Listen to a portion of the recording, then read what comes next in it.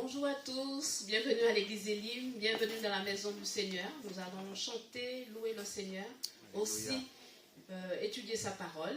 Donc c'est vraiment un temps mis à part que nous puissions vraiment nous retrouver entre frères et sœurs pour célébrer le nom de notre Sauveur Jésus-Christ. Nous allons lui donner la première place. Je vais demander à notre sœur Adèle de prier afin que Dieu dirige et conduise ce moment. Amen. Merci éternel de Tout-Puissant, merci pour ta grâce, merci pour ta bonté. Seigneur Dieu Tout-Puissant, nous voulons tout d'abord te confier ce moment de prière, confier aussi les louanges ainsi que la prédication éternelle de Tout-Puissant. Hâte les pas de ceux qui sont en retard, afin qu'ils puissent nous rejoindre ici. Je te confie également ceux qui nous suivent aussi en ligne, éternel de Tout-Puissant. Remplis leur foi éternelle afin que Seigneur nous puissions aussi ensemble tes œuvres. Nous remettons toutes les offrandes également en cette terminale, les études des enfants éternels. Je confie tous les enfants de l'église et de Seigneur, que ceux qui sont malades soient guéris au nom de Jésus éternel. Merci, conduis ce moment dans le beau et précieux nom de notre Seigneur Jésus. Amen. Amen. Amen. Amen. Alléluia. Alors nous allons célébrer notre Seigneur, le chanter dans la joie avec notre frère Sonny. Bonjour à tous, bienvenue à l'église Elim. Je suis très heureux, soyez parmi nous, vous qui êtes en présentiel et vous qui êtes en ligne, soyez les bienvenus. Nous allons tous nous lever pour louer notre Seigneur. Excusez-moi, je vais un passer parce que problème dedans. Est-ce que nous sommes nés pour louer notre Seigneur? Amen. Amen. Alléluia. Ce chant, je pense que la plupart de vous tous le connaissent, c'est un chant assez ancien. Comment dirais-je, il y a un moment je voulais faire des chants qu'on avait déjà chantés, mais que je trouvais que voilà, et je sais pas, j'ai entendu ça et je trouvais que c'était très bien parce que on dit que toujours nous sommes enfants de Dieu, que nous voulons louer notre Seigneur, mais nous voulons glorifier, mais là c'est un chant qui définit notre ADN, ce qu'on doit faire pour notre Seigneur. Le chant il dit que je suis né pour te louer, je suis né pour te glorifier ton nom, en toutes circonstances, c'est-à-dire tout le temps, pas seulement le dimanche entre frères et sœurs, mais tous les jours de la semaine, et quand on réfléchit, même quand on travaille, quoi que ce soit, il faut qu'on ait les yeux de pensée fixés sur notre Seigneur pour voir ce que lui, il peut faire dans nos vies, et en toutes circonstances, parce qu'il nous aime d'un amour infini. Amen. Alléluia. Je suis né pour te louer. Je suis né pour te louer. Je suis né pour glorifier ton nom. En toutes circonstances, apprendre à te dire merci. Je suis né pour t'aimer.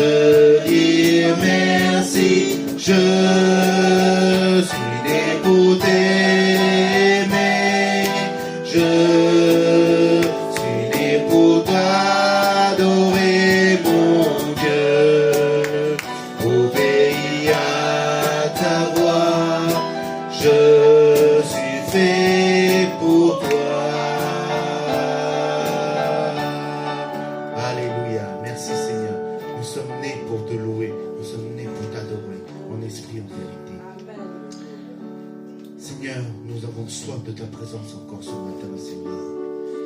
Seigneur, c'est vrai que nous avons besoin de cette nourriture physique pour vivre, mais nous avons cette nourriture spirituelle, Seigneur, pour grandir avec toi, pour mieux te connaître, pour mieux te servir, Seigneur. Seigneur, vraiment, aide-nous à avoir soif de ta présence, Seigneur. Que tu sois à côté de nous à chaque instant, à chaque moment, Seigneur. Dans nos faiblesses, dans la joie, dans la peine, Seigneur. Tu es avec moi, Seigneur. Merci, Jésus. J'ai soif de ta présence.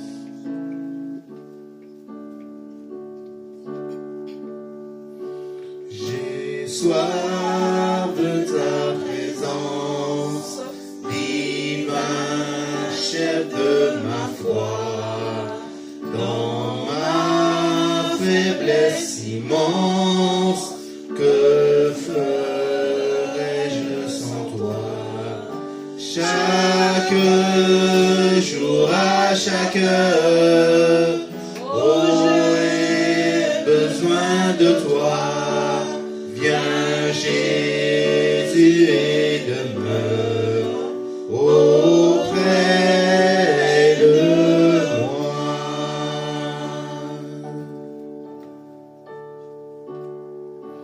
Pendant les jours d'orage, d'obscurité, d'effroi, quand faiblit mon courage, que ferais-je sans toi?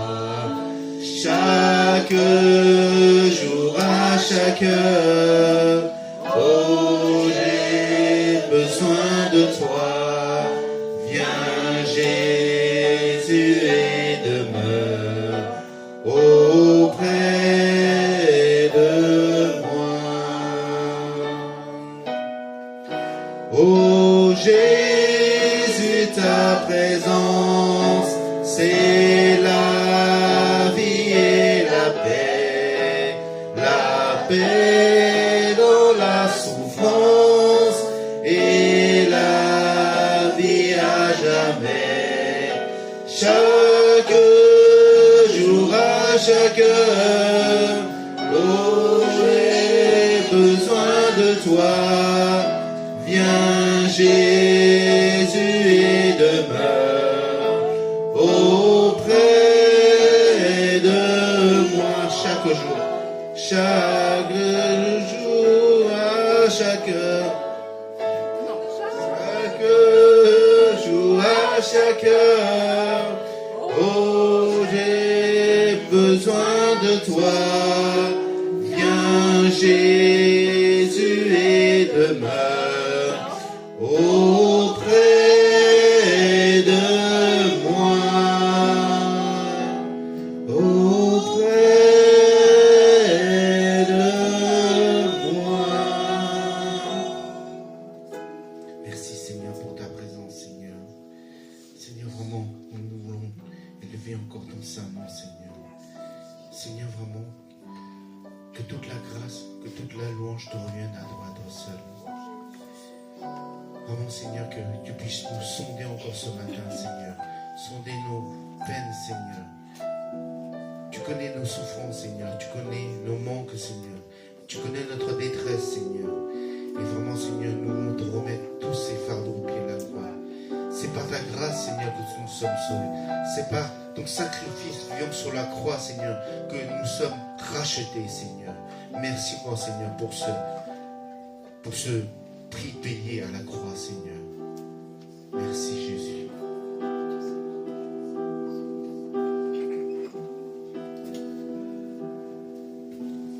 Tout mon être cherche d'où viendra le secours.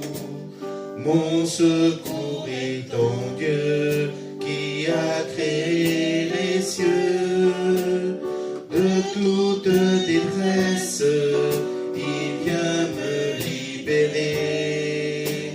Lui, le Dieu fidèle de toute l'éternité.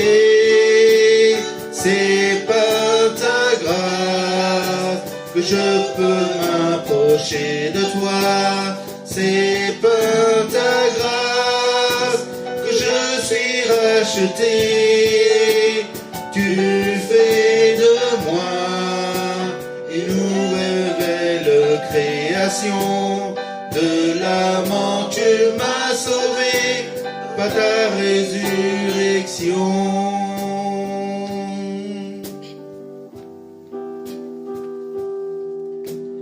Tu connais mes craintes, tu connais mes pensées. Avant que je naisse, tu m'avais appelé. Toujours tu pardonnes d'un amour infini. Ta miséricorde est un chemin de vie. C'est par ta grâce que je peux m'approcher de toi. C'est par ta grâce que je suis racheté. Tu fais de moi une nouvelle création. De la mort tu m'as sauvé par ta résurrection. Reprends.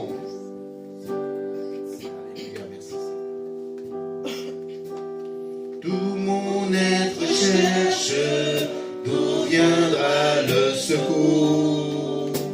Mon secours est en Dieu qui a créé les cieux.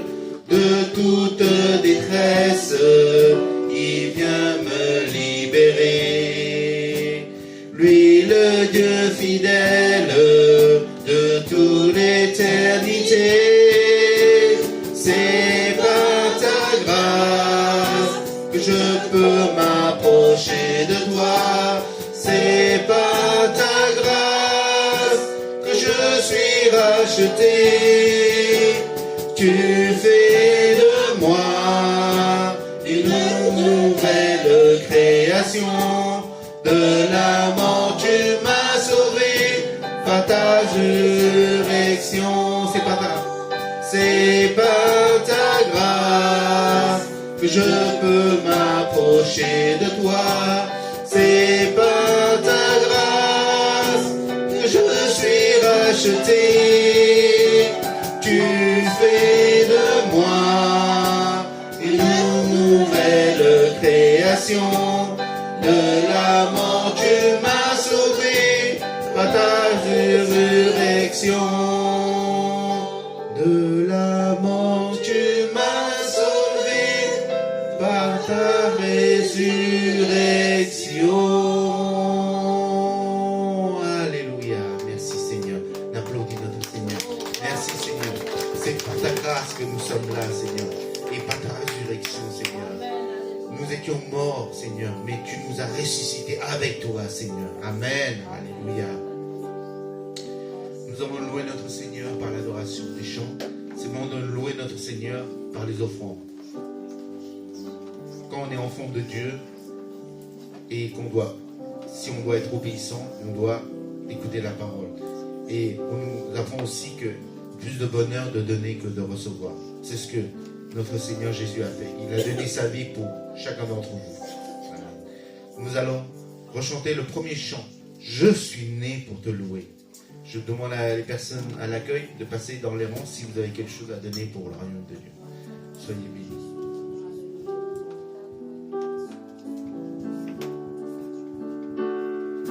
Je suis né pour te louer.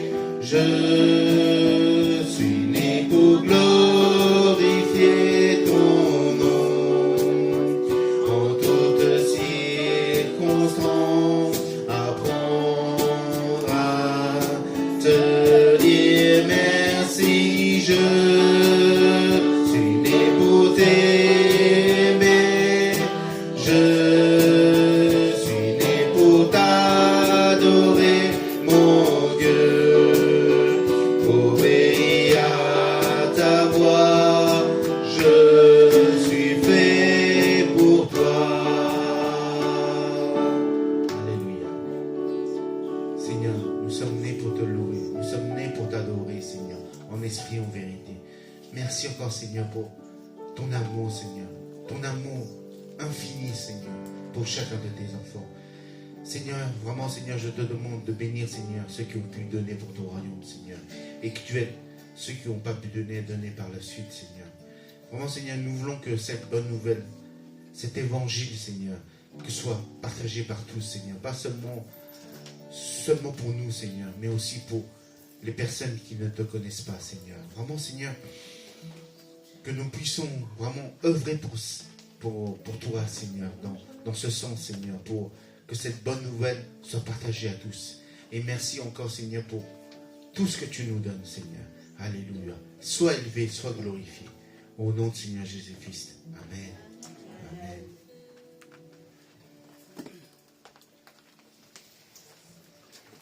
Alléluia. Soyez encore les bienvenus à l'église Elim. Nous sommes toujours dans la joie de célébrer, chanter notre Seigneur. Et c'est un vrai plaisir de voir des enfants avec nous aujourd'hui. Donc on va vraiment prier pour vous et demander vraiment que la grâce et la bénédiction du Seigneur soient dans vos vies. Alors, les petits, les moyens, les grands, venez devant, on va prier pour vous. Les enfants, quoi.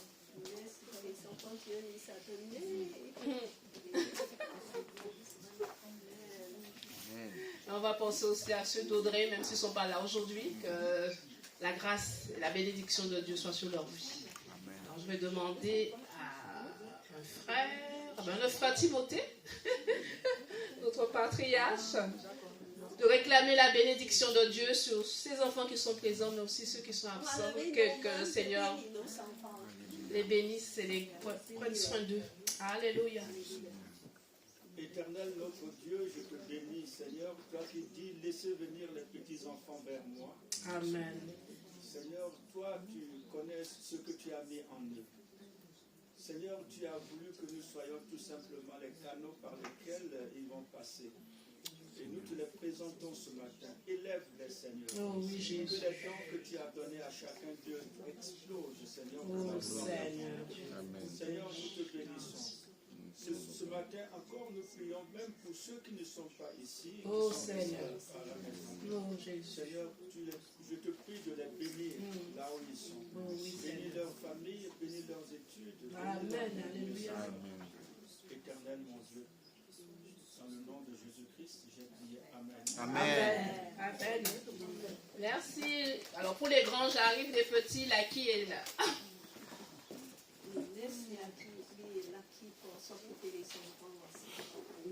Merci. Alors, on va faire quelques annonces. Alors, je ne connais pas. Ah, d'accord. Alors, nos rendez-vous quotidiens, donc dimanche prochain, donc on aura le parcours de disciples. Donc, pensez à préparer votre temps. On va faire l'étude de 12h30 à 14h30. Donc, je pense qu'on va enchaîner avec le chapitre 4, si ma mémoire est bonne. Voilà. Donc, on vous invite déjà à lire le chapitre 4, comme ça vous allez pouvoir mieux répondre et mieux vous imprégner de cette lecture de l'étude d'Éphésiens. Le deuxième moitié, voilà, concentré dans le deuxième moitié. C'est très important. Alors, grand rendez-vous pour les chrétiens, c'est samedi prochain, la marche pour Jésus. Donc, elle a lieu à partir, donc, ils n'ont pas précisé l'heure. Mais je pense, nous, on va se... 30. Donc, on va se donner rendez-vous à 13h30 à l'esplanade du Trocadéro. Et l'église Elim, on vous attend devant le musée de l'homme au Trocadéro. Donc, on va se reconnaître et puis on va faire la marche pour Jésus. Je ne sais pas jusqu'où on ira dans Paris, mais c'est le moment de proclamer, chanter et partager la parole du Seigneur, parce que les autorités permettent que ce jour-là, que les chrétiens défilent dans Paris pour proclamer le nom de Jésus. Donc, on ne manque pas ce rendez-vous. Si vous avez de bonnes jambes, des beaux baskets, on y va. C'est bien. On n'a pas besoin de faire tout le trajet. Vous pouvez arrêter. Comme vous pouvez, en fonction de votre santé. Voilà.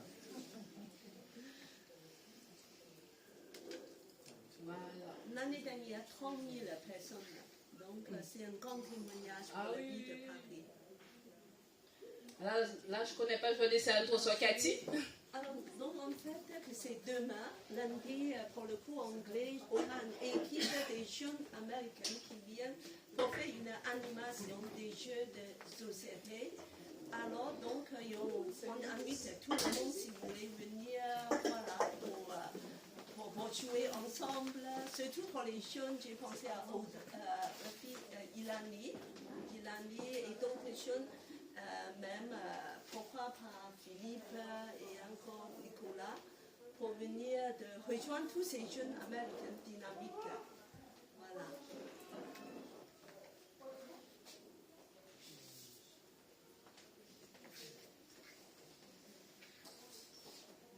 Nathalie, elle est là.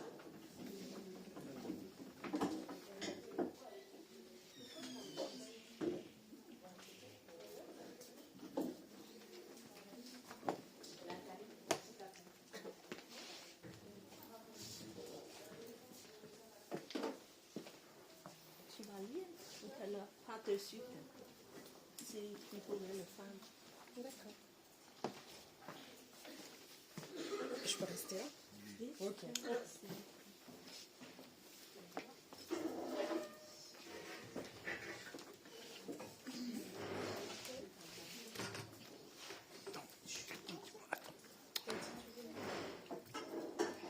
Pas maintenant. C'est vers la fin de l'éducation.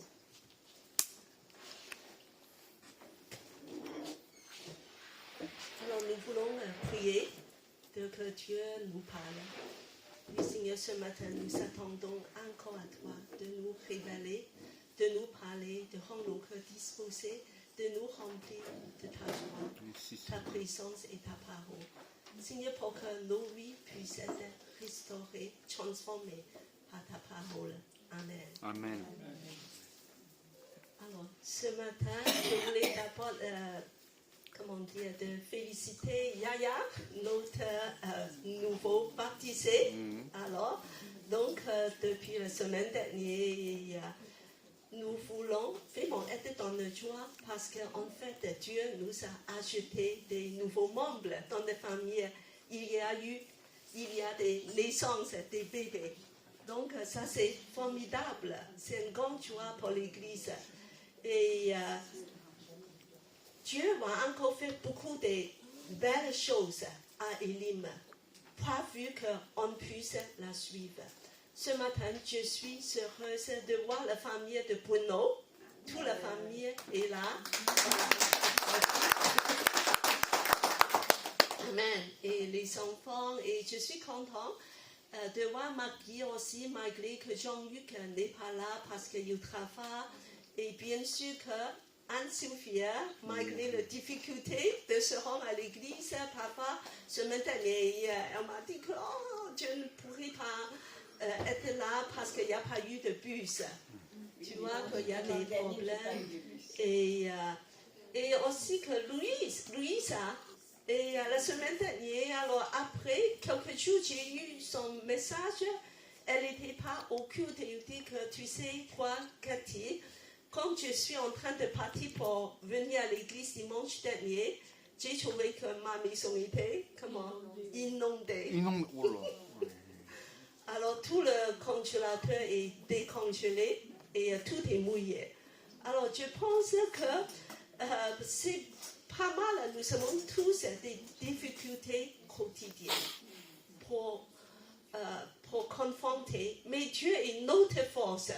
Et il nous donne la grâce de pouvoir s'avancer avec lui. Il faut mettre tous nos cœurs de dire que Seigneur, je te suive. Alors je vois aussi bien Anno, c'est pas simple pour lui aussi. Voilà, des fois de prendre des bus. Alors il y a tous nos frères et sœurs, il y a quand on te voit Audrey, Adèle, Nathalie qui vient de loin aussi.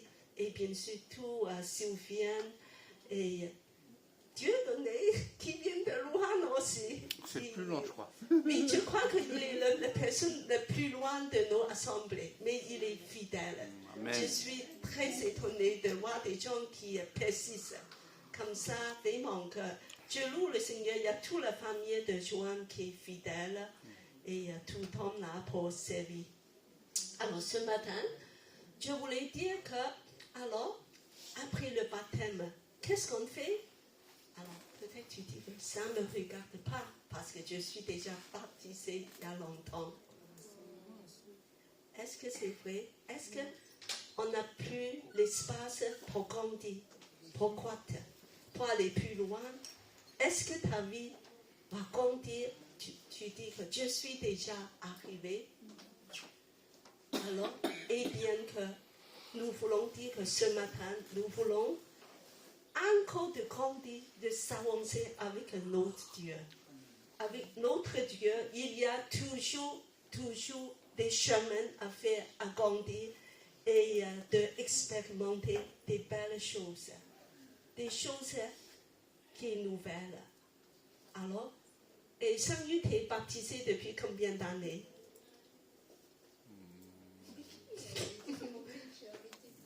2001, je me souviens pas. 2001, 25 ans, un peu plus 24 ans, 25 ans.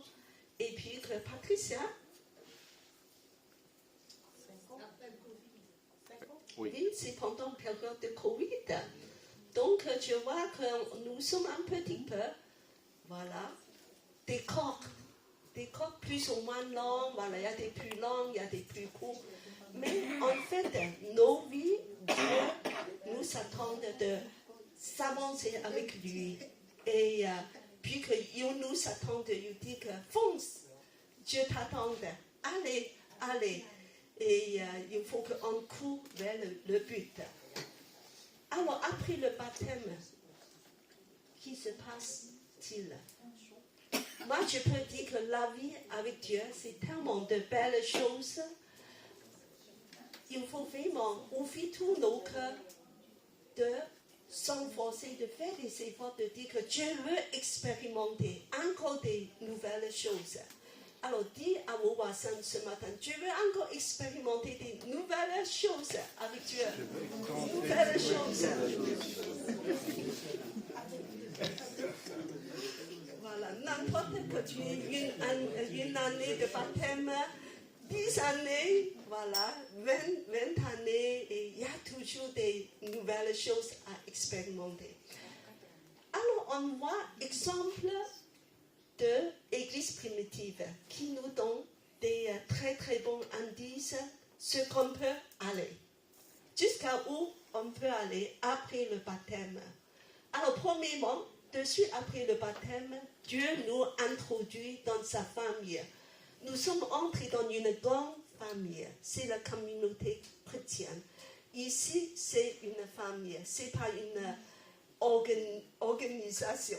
Ça veut dire qu'il faut vraiment de sentir que je suis un membre de cette famille.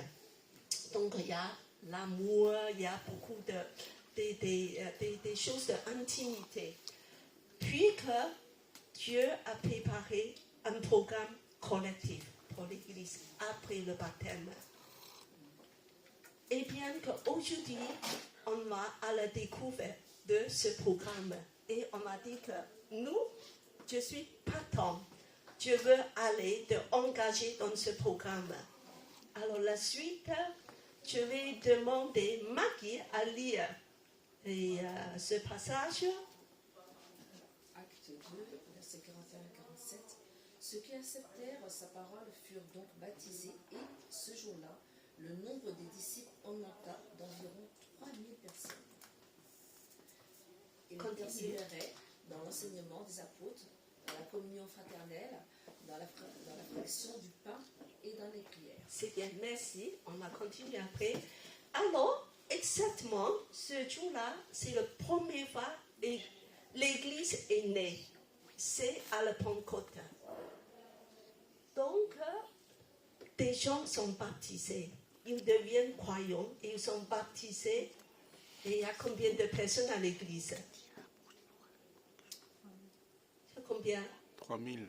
3000. C'est pas mal, hein? 3000, ça remplit vraiment un petit stade. Et 3000 personnes. Alors, qu'est-ce qu'ils font? 3000 personnes pour faire de dire que maintenant vous êtes chrétienne. Alors, et après, tu as baptisé des gens, qu'est-ce qu'ils font? Alors, Dieu a donné un programme pour tous les baptisés. Voilà, vous, les baptisés, vous êtes baptisés, donc c'est un programme pour vous tous. Alors, ici, moi, je veux dire qu'il persévérer. Ça veut dire que c'est une marche de vie. c'est une façon de vivre qui se répète encore et encore. Ils font les choses tout le temps. Alors ça fait partie du programme qui se déroule sans arrêt. Alors, il y a 4 choses. Je voulais demander, voilà, qui peut me dire la première chose, c'est quoi? L'enseignement. L'enseignement de quoi? De la parole, bien sûr. Oui. Alors, deuxième, c'est quoi? La communion fraternelle. Qu'est-ce que c'est communion fraternelle? Relation entre frères et sœurs. L'amour, la communion, voilà. Et koinonia. Voilà, c'est ce mot-là en grec. Ça veut dire partage et association. Et qu'est-ce que c'est la fraction du pain, le troisième? Agapé. Agapé. Agapé, la scène. Alors au début, à l'église, la scène tout simplement c'est un repas, on mange ensemble. C'est pour ça qu'on peut manger même tous les jours ensemble. Alors un repas de partager ensemble parmi des croyants, mais surtout en mémoire de Jésus. Quand ils font ça, il y a toujours Jésus est au centre. Il y a toujours de dire qu'on va mémoriser l'amour de Jésus. Si on mange ensemble aujourd'hui, c'est à cause qu'il a fait quelque chose pour nous. Pourquoi? Pour qu'on puisse manger, partager ensemble. Ça veut dire aussi la scène Jésus au centre de nos vies de l'Église. Et le dernier, c'est quoi? La prière. La prière, l'adoration, c'est associé ensemble. On doit toujours prier ensemble, pas seulement seul. La louange ne marque pas. Bon. Souvent, on dit que quand tu pries, tu as fermé la porte. Mais tu pries seul. Mais ici, on parle de la prière collective. Alors, j'aimerais avoir plus en plus de gens qui viennent à la prière collective à l'église. Ce sont aussi présentiels. C'est important parce que ça fait partie des choses, des éléments indispensables. Si tu dis que tu pries seul, c'est pas la même chose. Alors, donc, il faut venir de chercher le lien de somme, de prier en tant que famille. Alors, le 43, verset, je demande à Dieu donné à lire jusqu'à la fin. La crainte s'empara de chacun et il se faisait beaucoup de prodiges et de signes miraculeux par l'intermédiaire des apôtres. Tous ceux qui croyaient étaient ensemble et ils avaient tout en commun. Ils vendaient leurs propriétés et leurs biens et ils en partageaient le produit entre tous en fonction des besoins. Chaque jour, avec persévérance, ils se retrouvaient d'un commun accord au temple. Ils rompaient le pain dans les maisons et ils prenaient leur nourriture avec joie et simplicité de cœur. Ils louaient Dieu et avaient la faveur de tout le peuple. Le Seigneur ajoutait chaque jour à l'Église ceux qui étaient sauvés. Amen. Amen. Alors, en fait, à partir du verset 3, on voit comment il vit ce programme. Alors, ce programme, c'est que il reste là à apprendre la parole de Dieu, mais pas juste cérébrale. Ça veut dire une connaissance de la tête. On voit que ça se passe beaucoup de choses. C'est vivant. Il y a des miracles, des prodiges. Alors, ça veut dire ces gens-là, ils sortent, ils prient pour des gens, ils proclament la parole, et ça se passe des choses. Ils ne font pas juste assis de dire que voilà, je vais étudier la Bible, après je vais tout mémoriser, mais on reste toujours là. Ça veut dire que la parole de Dieu, il faut être pratiqué, vivant, pour que ça produise des effets. Après, verset 44, tous ceux qui croyaient ensemble étaient ensemble et ils avaient tout en commun. Ensemble et en commun. Ça veut dire quoi? Ils sont unis vraiment ensemble, de tout partager, de rester, de tout associer, de faire des choses ensemble. Est-ce que c'est le cas dans l'Église maintenant. Alors, on va voir, est-ce qu'on fait partager beaucoup de choses, on fait aussi des choses ensemble, de passer le temps ensemble. Après, on va voir encore 45, ils vendaient la propriété et le bien et on partageait le produit entre tous. Alors, est-ce qu'on fait ça? Pas du tout. Voilà, mais je vais expliquer pourquoi. Il y a une raison. Voilà, on va expliquer plus tard parce que c'est un contexte particulier dans l'histoire. Après 46, chaque jour, avec persévérance, chaque jour, tu vois, ici on se voit une fois par semaine. Mais bon, il faut dire, on est à Paris. Eux, ils sont à Jérusalem, une petite ville par rapport à Paris. Donc, c'est vrai qu'il y a des contextes actuels à prendre en compte. Mais chaque jour, ces gens-là, peut-être que dans des gens du même quartier, ils se voient et puis qu'ils se trouvent ensemble au temple et à la maison. Ensemble, dans un grand rassemblement et à la maison, seul, voilà, avec quelques-uns. Et après, ils mangent ensemble et puis il y a beaucoup de joie et le cœur est tout simple. 47, ils louent Dieu. Alléluia. Il y a beaucoup de louanges, l'adoration et tout le monde prend le témoignage favorablement. Tu vois, le témoignage est fort dans le quartier, au sein de la cité. C'est ce modèle que la Bible nous a donné après baptême. C'est sûr que nous avons un contexte de société, de grande ville différent. On ne peut pas vraiment avoir la même chose, mais on va s'approcher de voir combien que Dieu va nous emmener de vivre ce modèle. Alors, on va continuer d'expliquer plus en détail c'est ce qui s'est passé avec ce programme. Ensuite, alors je voulais résumer le programme juste dans une image et un mot. L'image, c'est une table. Alors je vous demande une table, si la table il y a 2 pieds, est-ce que ça sera stable? C'est nul. Ça va certainement tomber. 3 pieds? Oui, ça peut. Ça tient. Ça tient. Et c'est mieux avoir 4 pieds. 4 pieds. Alors tout à l'heure, les 4 éléments on a évoqué, c'est les 4 pieds qui nous donnent la stabilité.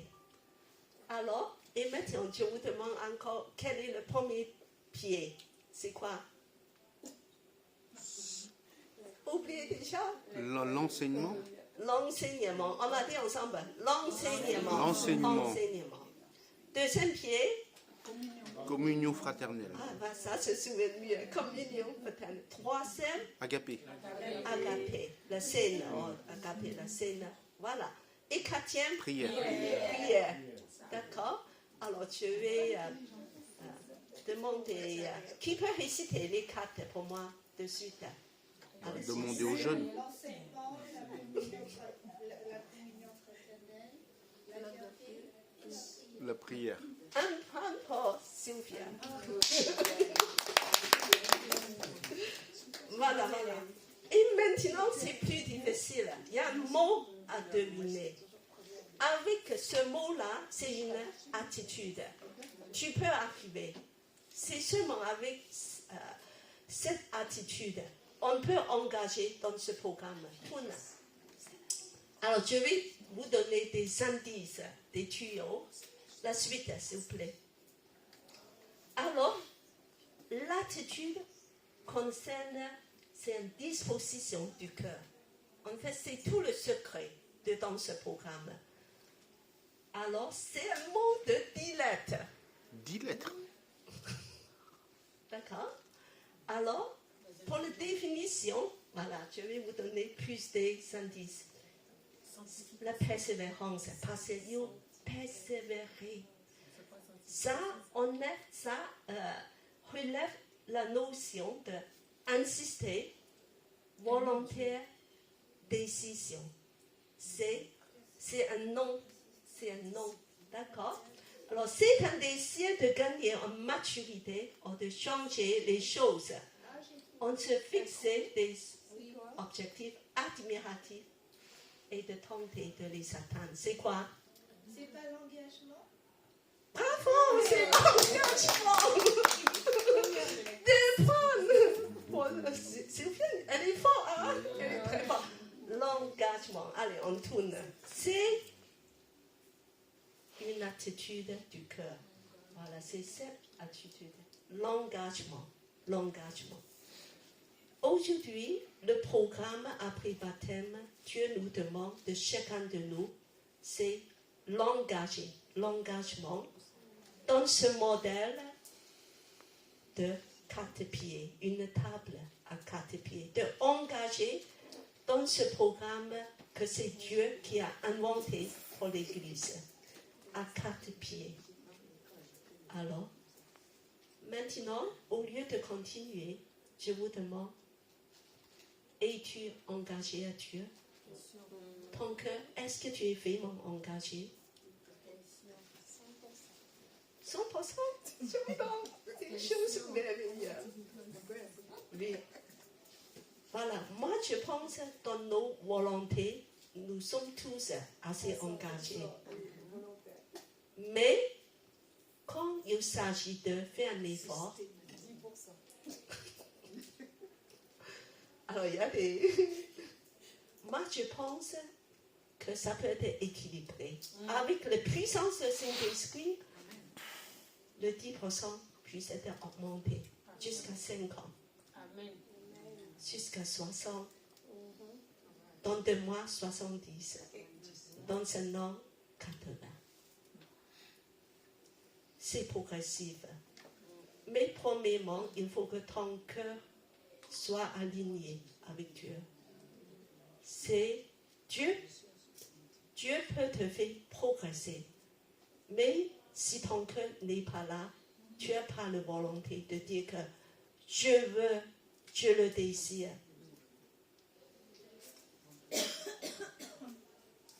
Dieu peut rien faire. Alors, l'engagement. Il dit que moi, je m'engage avec tout mon cœur, même si mes performances et peu. Mais mon cœur s'engage déjà. L'engagement. Alors, c'est ce modèle que Dieu veut appliquer à l'Église. Alors, je veux dire, c'est quand même un modèle très particulier. 3000 personnes converties de suite. Pourquoi ça arrive? Parce que, en fait, c'est le Pentecôte, la fête de Pentecôte. Il y a des pèlerins qui viennent de tout l'Empire romain. Et on dirait qu'il y a même 3 millions de personnes à l'époque à Jérusalem. Tu vois? Parce que c'est pour les fêtes de Pâques et après c'est le Pentecôte. Donc, c'est beaucoup de gens étrangers qui ne sont pas des habitants de Jérusalem. Alors, quand il y a 3000 personnes converties, moi j'estime la moitié sont des pèlerins, des étrangers. Donc, ils doivent rester dans la ville. Et en fait, qu'est-ce qui s'est passé pendant le Pentecôte? Ces personnes sont remplies de Saint-Esprit. Il y a des choses merveilleuses qui s'est passées. Donc, ces gens-là disent qu'au lieu de partir de suite, il faut en rester. Il faut en rester à Jérusalem. Pourquoi? Pour l'enseignement, pour apprendre des choses. On veut apprendre. Qu'est-ce que c'est que tu parles de Jésus? Nous, on n'a pas tous entendu tous les enseignements de Jésus. Vous êtes des apôtres, vous avez suivi Jésus. Nous voulons entendre tous les enseignements de Jésus. Donc, que faire? Il faut prolonger le séjour. Alors, ça veut dire qu'il faut trouver des logements. Il faut continuer à vivre, à manger. Il faut continuer, voilà, de rester. Donc, il faut mobiliser beaucoup de moyens. Je pense que c'est dans ce contexte que l'Église est venue à solidarité, pour l'hospitalité, pour le partage et aussi pour donner. Pour l'Église à Jérusalem, ça veut dire des gens qui habitent à Jérusalem, même des croyants dedans, qui ont des moyens, ils sont très généreux. Ils sont généreux à un point, ils vendaient leur propriété. Tu vois, pour faire vivre 3000 personnes, je pense qu'il y a 1500 qui sont restés, qui ne sont pas repartis de suite après la fête. Même pour faire vivre 1500 personnes pendant un mois, il faut de l'argent. Hein? C'est pour ça qu'on a mobilisé beaucoup de partage, beaucoup de moyens. C'est pour ça que l'Église est tout mobilisée pour donner, pour partager. C'est pour ça qu'on voit des choses extraordinaires, des gens qui partagent tout en commun, qui ouvrent leur maison, qui logent des gens, qui invitent des gens, et aussi même de vendre leur maison. C'est parce que c'est une période cruciale. Ils se rendent compte, c'est extraordinaire. Il y a quelque chose, un miracle qui s'est passé. Il ne faut pas qu'on s'en va de suite. Il faut surtout, on va être enseigné. On va entrer dans le programme. Alors, donc, ils sont payés des moyens. Il dit qu'il faut en saisir cette occasion de connaître, d'être dans le programme, de connaître Jésus, d'apprendre tout ce que Jésus nous a enseigné. Voilà, c'est le contexte particulier. Donc, chaque église, nous, on devait saisir des choses que Dieu nous a données. Peut-être pas vendre nos maisons, mais église Elim, il y a des choses à saisir. Dieu nous donne des challenges, des défis à relever. Et on va continuer de... Alors, premièrement, je voulais dire que c'est un programme que Dieu a donné pour toute église, pour les jeunes, pour des femmes, pour même qui sont baptisés longtemps. Alors, je vais demander Audrey à lire le titre. Le titre en bleu. L'engagement à l'enseignement. C'est l'engagement à l'enseignement. Le premièrement, il faut que vous soyez engagés de recevoir l'enseignement. C'est très important. C'est le programme de l'église primitive et pour toute église. Alors, Audrey, tu peux continuer à lire verset 42. C'est le premier consigne. Il persévère dans l'enseignement des apôtres, dans la communion fraternelle, dans la fraction du pain et de la prière. Les 4 pieds. Le premier, c'est l'enseignement. Alors, et puis que ça ne m'étonne pas parce que le grand commandement de Jésus, le grand mandat, voilà, juste avant que Jésus monte dans le ciel, il a dit, allez, faites de toutes les nations des disciples. La première chose, baptisez-les. Voilà, donc ce qu'on a fait. Et enseignez-le. De suite, c'est l'enseignement. Enseignez-le. C'est extrêmement important. Est-ce que tu as suivi un bon enseignement? Église Elim, on essaie de vous donner un enseignement pendant la prédication, mais pour le parcours, il faut essayer de suivre. Même il y a des parcours individuels. Alors, c'est essentiel. Alors, et on va lire aussi il est dit qu'en premier Pierre 2 à 3, alors c'est important pour des nouveaux baptisés surtout. Je demande Bruno à lire.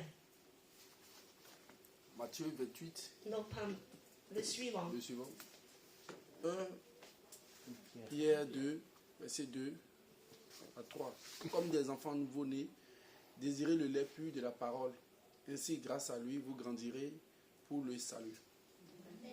Amen. Des enfants nouveau-nés, des bébés, des nouveaux baptisés. Alors, qu'est-ce qu'ils doivent faire? Boire beaucoup de lait. Lait de la parole. Pur, du lait pur. Et il faut surtout qu'ils puissent grandir. Alors, si un bébé, après 5 ans, il boit encore du lait, c'est bien? Non. Oh, il y a un problème. Il y a un problème.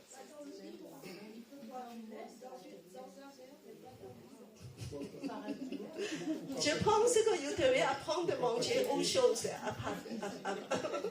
voilà, à côté du lait. Alors, oui, il y a des aliments solides. Il faut en apprendre à manger des choses de plus en plus dures. En fait, le parcours, ça devient des aliments solides. C'est indispensable. Il faut apprendre à manger, à avaler des choses de plus en plus dures. Alors, après,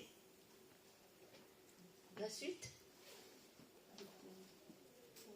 Pourquoi il faut faire ça? Alors, on voit que parce que la parole de Dieu nous purifie et renouvelle nos mentalités. C'est très important parce qu'avant, nous avons des bagages du monde. On pensait comme le monde. Et après, tu as la nouvelle vie. Si ta mentalité n'est pas renouvelée, alors tu ne vas pas changer. Tu ne vas pas être transformé. La première chose qui arrive, c'est de changer nos pensées. Changer nos pensées et non pas de faire des choses. Change. Alors, comment pour recevoir des nouveaux pensées? C'est d'être enseigné. De dire que c'est pas comme ça on doit agir, c'est pas comme ça on doit faire. Alors, il faut changer la mentalité.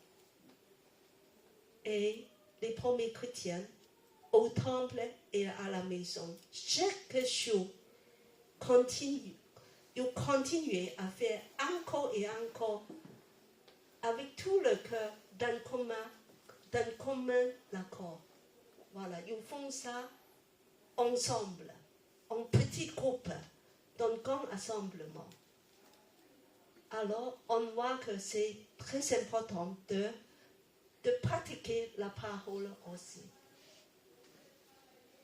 Bien-aimés, il y a beaucoup de nouvelles vérités et principes fondamentaux à acquérir. Il ne faut pas rester bébé, il faut avancer, il faut s'avancer. Sinon, ta vie stagne. Tu ne peux pas dire, moi je veux grandir, mais tu continues à boire du lait. Ta vie sera toujours comme un bébé. Il faut manger plus dur, il faut passer le temps de dire, moi je veux comprendre des choses, je veux lire la Bible, je veux faire des choses. Alors, tous les ans début l'année, j'encourage l'Église de dire que va suivre un plan de lecture biblique. Alors, je sais qu'il y a des gens qui le font, mais après un mois, alors, c'est pas ça, peut-être. Alors, je voulais dire, nous sommes maintenant le mois de mai, qui est en train encore de suivre un plan de lecture biblique. Lève la main. Oh, il y a pas mal. Sur les 3 ans, hein, c'est sur 3 ans ce plan. Non, moi je suis sur le plan de 3 ans. Alors c'est variable, il y a 1 an, 2 ans, 3 ans, même 5 ans. Alors c'est selon vos désirs. Si tu veux aller plus vite, tu fais en 1 an, tu vas grandir plus vite. Et si tu fais en 3 ans, ça veut dire en 10 ans, tu auras lu la Bible 3 fois, un peu plus. Et j'espère que, au moins, dire que moi, j'ai désiré de lire la Nouvelle Testament dans une année. Moi, je pense que c'est le minimum. La Nouvelle Testament dans une année. C'est très facile à faire. Oui. Et ça, c'est le minimum de parcourir le Nouveau Testament. C'est important. La parole de Dieu, c'est ça qui te fait grandir. C'est pas autre chose. C'est le premier consigne. L'enseignement. Engage-toi à l'enseignement. De recevoir l'enseignement. Alors, on continue. Alors, le deuxième conseil. Alors, je demande Nathalie à lire le titre et puis le premier verset. La communion fraternelle, Koinonia. Tous ceux qui croyaient étaient ensemble et ils avaient tous en commun. Ils avaient tout en commun. Ils vendaient leurs propriétés et leurs biens et ils en partageaient le produit entre tous en fonction des besoins. Amen. Quel amour, quelle générosité. Partage selon les besoins. N'est-ce pas? C'est le communisme. Oui, c'est ça. C'est-à-dire, il n'y a pas de riche, il n'y a pas de pauvre. Non. Parce qu'en fait, en accès, tu vois, c'est pas obligé. Tu peux vendre et tu peux même garder d'argent si tu veux de vos propriétés. Personne ne t'oblige de faire ça. C'est pas le communisme. C'est la générosité volontaire. Parce qu'il y a des frères qui ont des moyens, des frères et des sœurs qui ont un cœur généreux. Et Dieu a touché le cœur. C'est plutôt une solidarité dans un contexte particulier. De nourrir 1500 personnes. Mais je crois que le 3000 personnes très vite va grandir parce que dans Actes chapitre 3, alors il y a des nouveaux croyants encore. Il y a combien? Ça s'est passé quelque chose. Avec une prédication, on a encore gagné des nouveaux croyants. Il y a combien? Acte 3. Alors, je pense que ça vous manque un peu d'enseignement biblique. C'est très connu. Le chapitre 2, c'est 3000 personnes. Chapitre 3, c'est combien? Combien mille? Devine? 5 ou 9. Oui. Vous regardez avec le 3. Plus que 3. Tu vois, Dieu fait des choses merveilleuses qui nous surprennent. 5000 personnes. 5000. Voilà, un point pour Dieu donné. 5000. Tu vois, l'église grandit vite. Il faut vraiment aider beaucoup de gens de rester pour profiter de ce programme. Waouh! Et puis, il faut s'engager à s'aimer et prendre soin des uns des autres. Alors, il y a des gens qui disent que, donc, moi, j'ai pas d'argent, il faut que l'église me donne de quoi manger. Est-ce que c'est bon? Alors, je vous invite de lire Galates 6, 2 et 5. Alors, je demande Frère Timothée à lire. Aidez-vous les uns les autres à porter vos fardeaux. De cette manière, vous accomplirez la loi de Christ. Car chacun aura à répondre pour lui-même de ses propres actions. Alors, il y a à peu près un mois, il y a soi-disant un frère qui vient dans nos assemblées de dire que moi, que j'ai besoin, on collecte un fonds pour moi, j'ai pas d'argent. J'ai besoin de l'argent. Non, il a dit qu'il avait perdu cet argent, qu'il avait besoin de cet argent. D'accord. Peu importe, il est dans le besoin. Voilà. Alors, Donc c'est vrai qu'il y a des frères comme ça, il y a des chrétiens comme ça, ils disent que donne. Alors ici, on voit le principe biblique en général, c'est comme ça. Le verset 2, il dit que aidez-vous les uns les autres à porter vos fardeaux. On devait porter les fardeaux les uns pour les autres. Et l'amour de Christ soit accompli. Surtout des gens qui disent qui sont forts, qui ont des moyens, il faut porter les fardeaux des autres. Mais verset 5, il dit qu'un équilibre, chacun aura à répondre pour lui-même de ses propres actions. Chaque personne est invitée à porter sa responsabilité de sa vie ou être responsable de ta vie. La Bible il dit qu'il faut d'abord tu regardes toi-même de porter ta propre responsabilité de pouvoir aider les autres. C'est le principe biblique et non pas de dire que je vais compter sur les autres. Donc tu vois un équilibre très pratique. Le suivant. Pour le deuxième pied, l'amour fraternel. Il y a beaucoup à réfléchir dessus. C'est aussi une relation et amitié à cultiver. Parce que chaque jour, ils se retrouvent ensemble. Dans des grands rassemblements, comme maintenant, mais aussi dans des maisons. Alors, c'est un modèle de vie chrétienne à adopter. On pourrait, entre nous, soi-disant, passer plus de temps ensemble. De se voir plus souvent. Alors, dans des grandes villes à Paris, peut-être que parfois, on peut faire une petite sortie ensemble, n'est-ce pas? Surtout le premier dimanche, c'est quoi? C'est tous les musées gratuits. On peut faire des activités ensemble.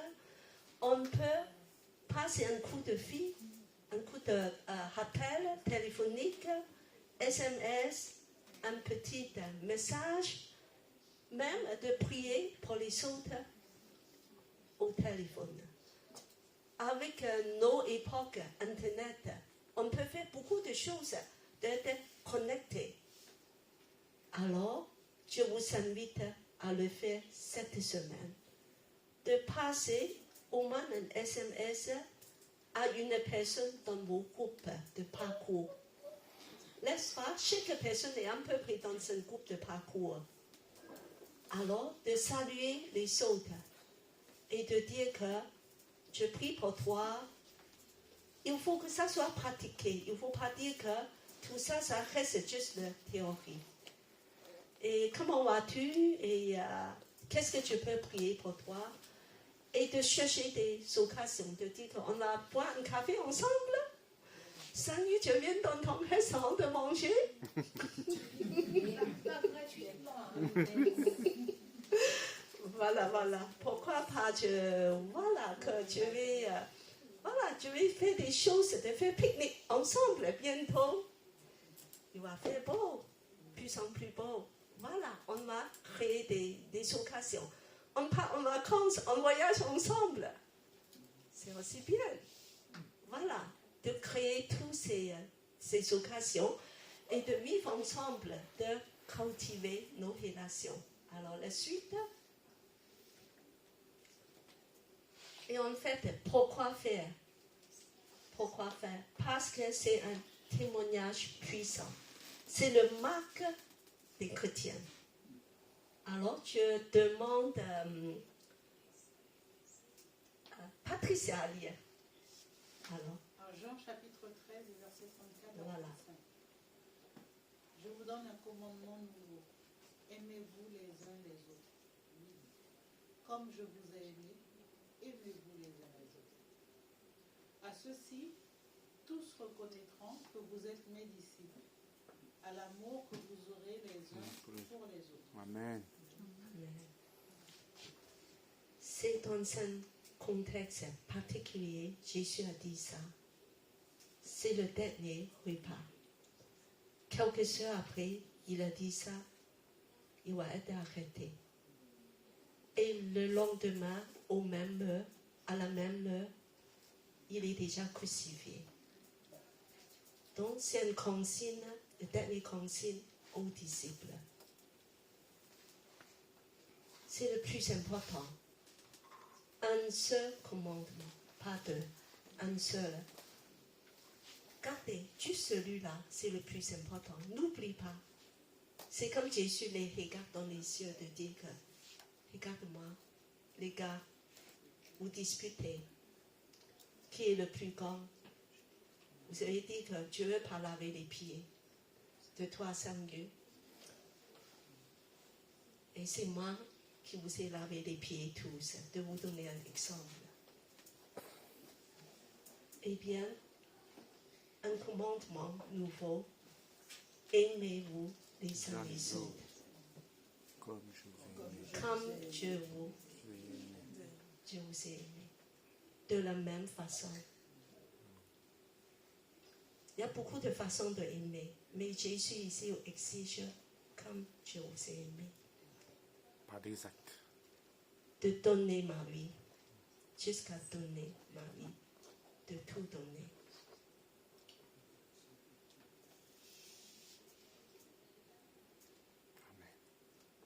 De verser son sang, de pouvoir rester à la croix pendant 6 heures,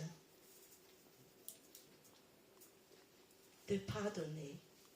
À la croix, il dit que pardonnez-le. Parce qu'ils ne savent pas ce qu'ils font. Tous ceux qui ont persécuté, de mettre des coups dans ses mains. C'est sa vie, c'est son sang même qu'il a donné. Et fait la même chose comme Dieu vous a aimé. C'est pas juste un acte quelconque. Comme moi, tout abandonné, tout pardonné, tout fait, tout aimé avec tout mon cœur, avec toute ma personne. C'est cette façon on devait aimer les uns les autres. Et je vous invite que c'est nos exemples. Jésus, c'est nos exemples. Son amour est tellement grand et il nous invite d'être comme lui. Et si tu fais ça, tu n'as même pas besoin d'évangéliser. Pourquoi? Parce que par cet amour, dès qu'il y a une personne qui entre ici, il dit qu'il y a quelque chose de différent ici. C'est pas pareil.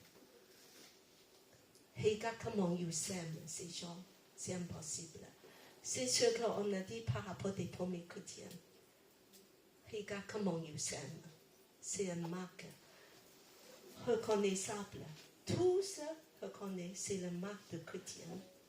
C'est d'aimer tellement intensivement. Tout donner. Jusqu'au bout. On reconnaît cet amour. Il vient, c'est un amour divin qui vient de Jésus. Et bien aimé, c'est à cette façon Dieu nous invite de vivre. Alors, on va continuer. Alors aujourd'hui, est-ce que tu as l'amertume dans ton cœur? Est-ce que tu as la colère dans ton cœur? Est-ce qu'il y a des choses qui bloquent ton cœur?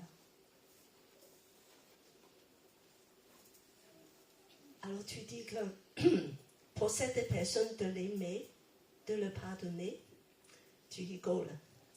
Fais mon cœur. Impossible. Je ne le sens pas. C'est impossible. Mais regarde cette personne avec le regard de Jésus. Comment Jésus la regarde? Jésus dit que je l'aime. Cette personne, je l'aime. J'ai donné ma vie pour cette personne. J'ai tellement aimé, je le vois tout beau, sans tache, sans défaut. Elle est très belle. Oh, Adèle, elle est belle, elle est parfaite. Alors Louise aussi, avec le regard de Jésus, elle est tout juste, elle est tout pure. Ah, Michel, tellement elle est belle, incroyable, parce qu'elle est sans ride, parce que Dieu l'est purifiée avec ma parole. Jésus nous a revêtis avec ses justices. Nous sommes tous beaux, purs, parfaits devant lui. Et regardez nos frères et sœurs avec cette regard de l'espérance qui vient de Jésus. L'espérer de dire que Jésus va le transformer. Nous sommes le même ADN. Jésus va faire des choses merveilleuses. La personne va être transformée parce que Jésus est puissant. Alors, c'est ça. Alors, je vous dis que l'amour n'est pas un sentiment. L'amour, c'est plus qu'un sentiment. L'amour est une décision. De dire que moi, j'ai décidé à aimer. Je veux aimer. Je veux obéir à Jésus. Je veux aimer. J'ai décidé, c'est cette voie que je vais choisir. Je vais aimer. Même si mon cœur te dit que impossible. Même mon cœur il dit que je suis en colère. Mais parce que Jésus a fait, avec l'aide de Jésus, je peux aimer. Je peux progresser. Je peux arriver. Par la prière, tu sais qu'il y a une fois pour aimer une personne de pouvoir accepter. J'ai dû prier pendant 2 mois, tous les jours, de dire que Dieu, j'arrive pas à pardonner cette personne. Et je dis, change mon cœur, mais je sais que c'est pas volonté, que je dois aimer cette personne, de pouvoir avancer dans ma vie. Et Dieu a changé mon cœur. 2 mois après, il a enlevé toute la colère, l'amertume, même des mauvaises pensées, des sentiments négatifs envers cette personne. Dieu fait des miracles dans nos cœurs. L'amour est une décision.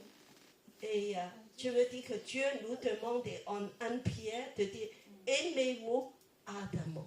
Ardemment. Tu veux dire le mot intense. Ardemment. Pas juste comme ça de distance. Je t'aime. Mais ardemment.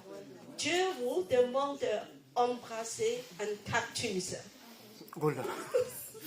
Ah oui, dur. Embrasser un cactus. Alors, dis à vous, à ça, il faut que tu embrasses un cactus. Embrasser un cactus. Voilà. Embrasse la personne à côté de toi.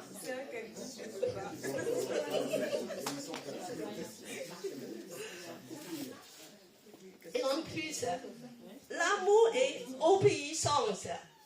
Parce que Jésus dit que si tu m'aimes, tu obéis à mes commandements. Et le plus grand des commandements, un commandement nouveau, c'est aimez-vous les uns les autres. Tu obéis. L'amour est obéissance. Vraiment, que tu dis que moi, j'ai décidé d'obéir, de faire ce que Jésus m'a demandé à faire. Alors, on continue. On a passé, on n'a pas le temps pour ça, on va parler une autre fois. Voilà, le 3e pied, voilà, on n'a pas vraiment le temps, on va s'en passer, on va parler une autre fois aussi. Le 4e, voilà. Donc, je vous invite pour tous ceux qui veulent rejoindre dans le groupe de prière, voilà, le vendredi soir, voilà, avec le lien du somme. Et même en présentiel, c'est vraiment bien. Je vais passer à Anno bientôt le lien. Tu viens nous rejoindre parce que tu m'as demandé. Voilà. Et j'invite d'autres personnes qui peut-être Dieu donnait, même Louise, même Adèle à nous rejoindre. Voilà. Pourquoi pas Anne-Sophie, voilà, d'être ensemble dans la prière. Et puis on va tourner vers autre chose maintenant, après. Alors, je voulais dire qu'il y a 2 semaines, le pasteur Steve est venu chez nous et il a partagé une prophétie pour Elim. Je suis très touchée. Je dis Amen. Je dis Amen à sa vision. Il a dit que je me plaçais devant Dieu. Je dis que montre-moi ce que tu veux dire à l'église Elim. Donc, il a reçu une prophétie pour nous. Et puis qu'il a tout écrit en détail. J'ai discuté avec lui. Je dis que est-ce que c'est exactement ça qui s'est passé? Il m'a dit oui. Alors je demande Nathalie à lire à haute voix la prophétie. Haute voix.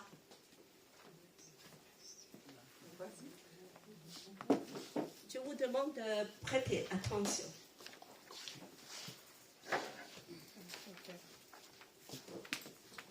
Parce que je crois que c'est vrai pour nos églises Elim.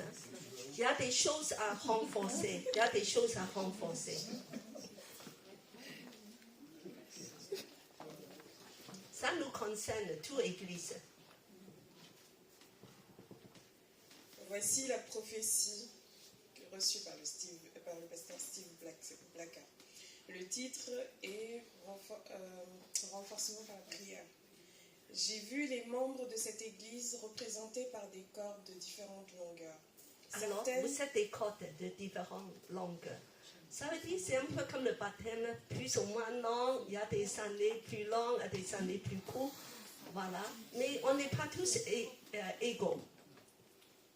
Certaines des cordes étaient desséchées au début, comme si elles étaient restées trop longtemps au soleil. Elles étaient dures. Je continue ? Continue. Okay. Puis j'ai vu arriver la pasteur Cathy et elle a soulevé les cordes une à la fois et elle a compris que si elle tirait sur certaines cordes pour les mettre droits, elles pouvaient casser parce qu'elles n'étaient pas assez souples. Donc, elle a pris un bassin d'eau et elle a trempé les cordes dans l'eau. J'ai compris que cette eau représente la parole de Dieu. Une fois que les cordes avaient pris l'eau, elle pouvait tirer sur les 2 bouts et la corde redevenait droite. Puis j'ai observé un miracle.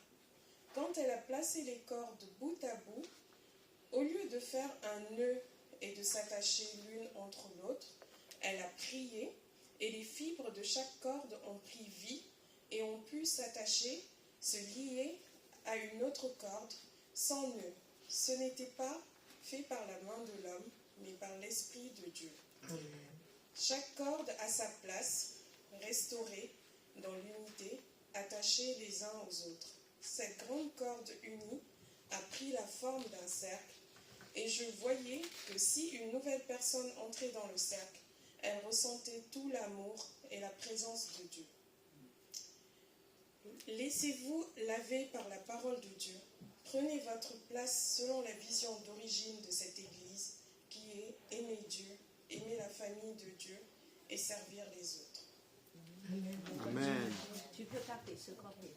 Si quelqu'un veut une copie, tu peux vous donner. Voilà. Et donc, c'est une confirmation pour moi, parce que la première chose, le pasteur Steve a relevé, c'est que il y a, pour tout le dessèchement, parmi nous, Dieu va assouplir et rafraîchir et avec la parole. La parole de Dieu nous donne la vie. Si parfois on a perdu toute la vitalité, en fait, c'est la parole de Dieu, c'est comme de l'eau qui va nous assouplir, de enlever toute la dureté dans nos cœurs, de nous rendre souples, de nous donner un cœur de chair. Et puis alors une fois, comme on est assoupli,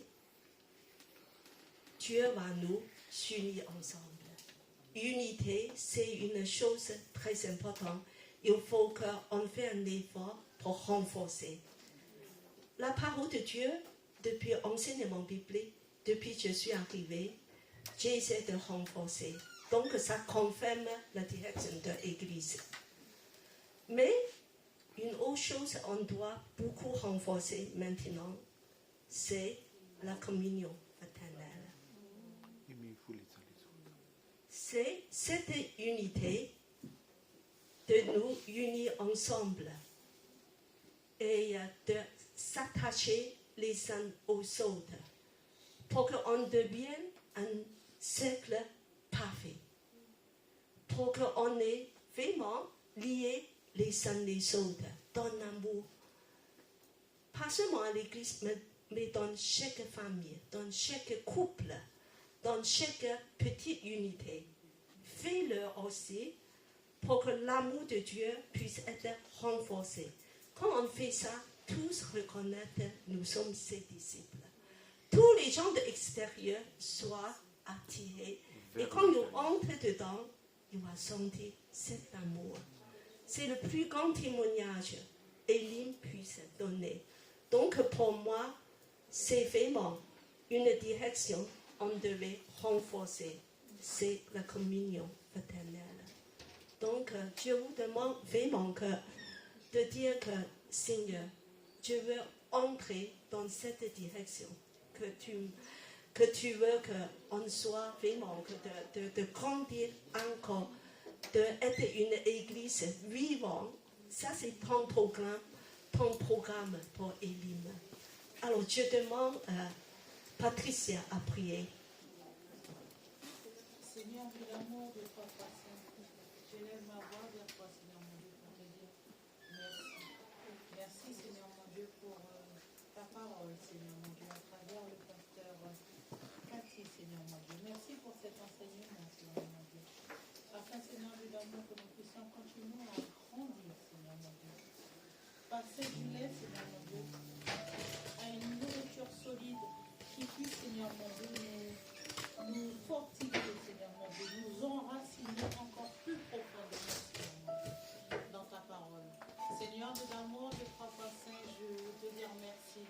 Merci, Seigneur mon Dieu, pour cette vision qui, à travers le pasteur Steve et Cathy, Seigneur mon Dieu, tu nous permets de prendre connaissance aujourd'hui, Seigneur mon Dieu. Que cette prophétie puisse se graver dans notre cœur, Seigneur mon Dieu, et que nous puissions, Seigneur mon Dieu, chacun d'entre nous, redoubler d'efforts, Seigneur mon Dieu, dans, Seigneur de l'amour du trois fois saint, dans l'étude de ta parole, afin que cette parole puisse nous renouveler, Seigneur mon Dieu, transformer notre identité, Seigneur mon Dieu, que nous puissions pleinement, Seigneur mon Dieu, nous revêtir de l'identité du Christ, Seigneur mon Dieu, qui est notre identité, Seigneur mon Dieu, depuis notre nouvelle naissance. Alléluia. Seigneur de l'amour, je veux également prier, Seigneur mon Dieu, afin, Dieu d'amour, que ton esprit, Seigneur mon Dieu, puisse conduire chacun d'entre nous, afin que nous puissions nous engager, Seigneur mon Dieu, dans nos communions fraternelles.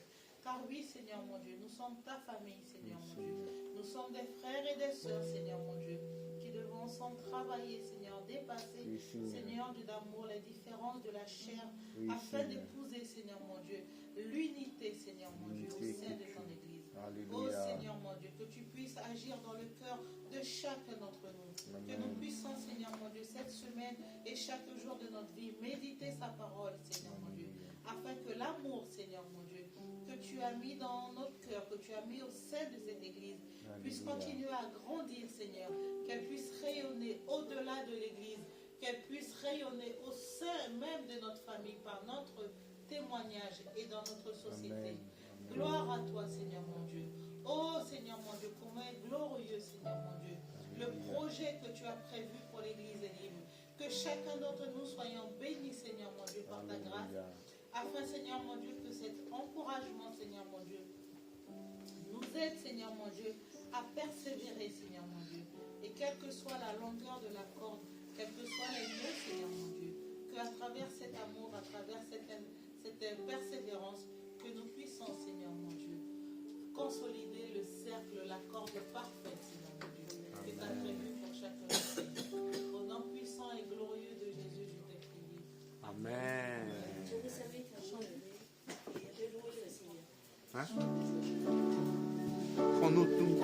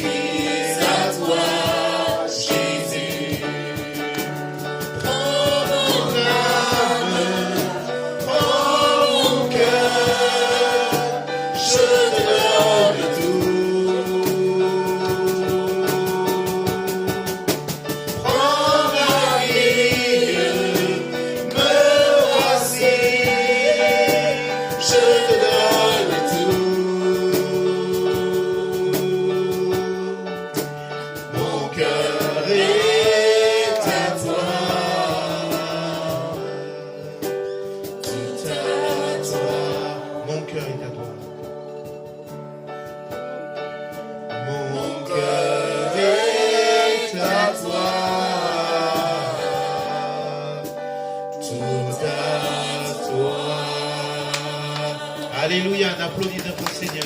Merci Jésus.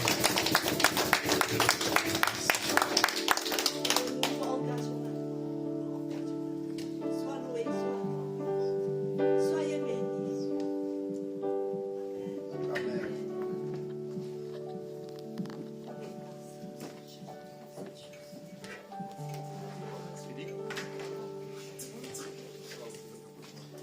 Merci, Pasteur Cathy, pour le message. Aimez-nous les uns les autres comme Jésus nous a aimés. C'est notre devise pour cette semaine et qu'on le mette en pratique. Parce que la parole, on le dit, mais Dieu veut qu'on le mette en pratique comme lui il a fait, en acte. Soyez bénis et à dimanche prochain. Au revoir.